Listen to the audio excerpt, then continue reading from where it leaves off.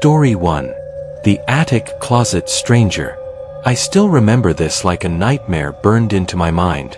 I was only 7 when it happened, in the old creaky house my parents had just bought. My room wasn't really a room, it was an odd attachment to the attic, a cramped, slanted space that felt more like a hidden storage closet than a bedroom. The previous owners had used it as a playroom for their daughters. And there was that closet. A huge sliding door closet that sat above a few wooden steps, built right into the attic itself. Inside it, piles of old toys, forgotten boxes, random childhood junk. At night, the space felt like a black mouth waiting to swallow me. One night, after watching a scary movie with my family, I lay awake staring at that closet, every creak of the house making me jump. Then, a sound. A toy moving inside the closet on its own. My heart pounded. I bolted from bed and ran to my parents' room. They swore no one was there and let me sleep with them. The next night, it happened again. This time it was unmistakable, the rattle of Legos spilling out of a container. Again, I ran. My dad was annoyed but still let me stay. The next morning, my mom and I checked. The Legos were indeed spilled out on the closet floor. She said they must have just fallen over. That night, my dad locked his door. "Enough nonsense," he said. I lay awake, staring at the closet, waiting. The house was silent for nearly an hour. Then, the closet door rolled open with a violent clatter. Moonlight poured through my window and caught on the outline of a figure standing there. My scream ripped through the house. The figure jumped from the closet to the floor and bolted out of my room, down the stairs, and out the front door. My dad chased him but never caught him. The police never found out who he was. To this day, I can still feel the weight of that terror, knowing someone had been living, hiding, watching in that closet. Story 2. The Haunted Piano at Myrtle's Plantation. I was in 8th grade on a school trip through South Louisiana. We visited Myrtle's Plantation, a place dripping with ghost stories, whispered tragedies, and legends of the dead.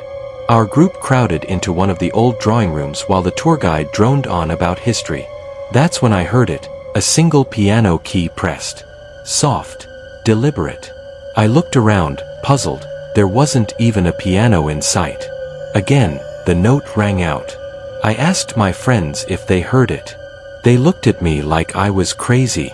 But then, across the room, an older woman caught my eye. She pointed at her ear, a questioning look on her face. She heard it too. The guide continued speaking, now telling a story about a Confederate soldier who died there. Guests have reported hearing him playing the piano late at night, she said. My stomach dropped. As we left, the woman whispered to me that she had heard every single note. Her husband and son? Nothing. Only she and I could hear it. Even now, I can still feel the weight of that invisible melody echoing through the walls. Story 3. Ted Bundy's Almost Victims. It was around Halloween. My friend began telling us a story about her parents' first date, a story she hates telling because it's true. Her dad had taken her mom on a midnight hike up Provo Canyon. It was dark, no moon, only starlight. Twice her dad felt uneasy, a prickling instinct in the back of his neck. He ignored it. Then, in the pitch black under some trees, his foot struck something soft. They both froze. He wanted to see what it was, but the dread was overwhelming. They turned around and left. Years later, married, they were watching an interview with Ted Bundy. Asked about his closest call, he described how one night in Provo Canyon, just after killing a girl, he heard people coming. He hid in the trees and watched as a man's foot brushed against the victim's body before the couple turned and walked away. My friend's parents realized that couple was them. Story 4. The Library Stacks. My college library stayed open until 2 a.m., and the basement, the stacks, was like a crypt. Long hallways, endless shelves, isolated study desks. One night near 11 p.m., only me and one other student remained. Out of the silence came a loud, fast page-flipping sound, like someone angrily rifling through a giant book. It wouldn't stop. I finally got up to confront whoever it was. The moment I moved, it stopped. 10 minutes later it started again, louder. The other student got annoyed and began searching too. The sound was so obvious, like it was right there between the shelves. We both walked down the aisle. Nothing. No one. No sound. We returned to our desks. Instantly the flipping resumed, this time right next to his chair. He stuffed his bag, muttered, "Nope," and bolted. I was seconds behind him. I haven't set foot in those stacks at night since. Story 5. The Man at Sea. My wife and I were on our fishing boat in the North Atlantic, days from shore. It was a slow, silent night. Then we heard a motor. A small, unlit motorboat emerged from the darkness and stopped right in front of our bow. A middle-aged man with a beard and a cap stared at us blankly. He asked if we had spare gasoline. When I offered to tow him back to shore, he said he had plenty of gas, even though he had just asked. He stared without blinking. The deck light barely illuminated his face. Beyond it was only endless black ocean. Finally, he chuckled at some comment I made, turned his boat, and said, "Nice meeting you folks," before vanishing into the night. We were so unsettled we turned off our lights and sailed north to lose him. Hours later at 2 a.m., my wife's scream tore me awake. A man, the same man, was standing at the edge of our bed in the cabin. By the time I lunged he was gone, the motor starting again outside. We reported it. Nothing ever came of it. I still wake up at night imagining his silhouette at the foot of our bed. Story 6. The Dark Corner. In high school my bed faced a small alcove that was always in shadow because the closet blocked the light. One night I felt eyes on me.